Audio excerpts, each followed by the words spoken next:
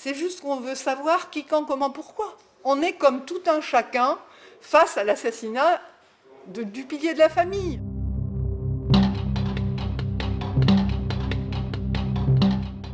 Depuis 30 ans, la veuve du juge Borel cherche à savoir qui a tué son mari et qui a commandité le crime. Le 19 octobre 1995, le corps de l'ancien procureur de Lisieux a été retrouvé dénudé, calciné, au pied d'une falaise à Djibouti, où il était conseiller technique.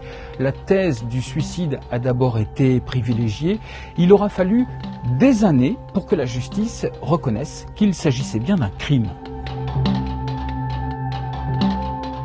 Bernard a été assassiné, mais ce qu'il faut maintenant, c'est que la justice se prononce, surtout à l'heure où les magistrats sont menacés quand ils travaillent, parce que si effectivement on peut assassiner un magistrat sans que jamais les assassins ne soient inquiétés, c'est très inquiétant pour la magistrature française.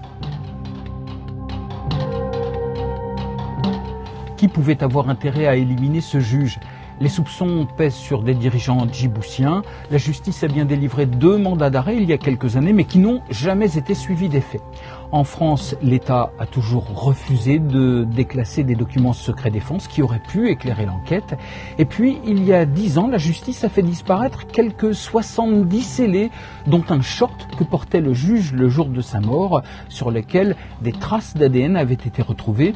Une destruction de preuves, pour le moins, intrigante.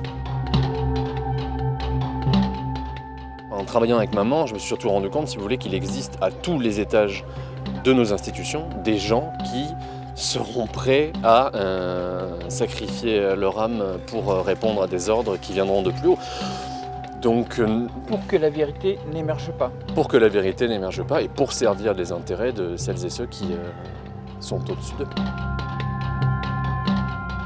Le fils aîné du juge Borel publie « Toi qui nous demeures », un ouvrage auto-édité, à la fois livre-enquête et récit intime de cette déchirure, parce que, dit-il, depuis 30 ans, l'horreur est intacte.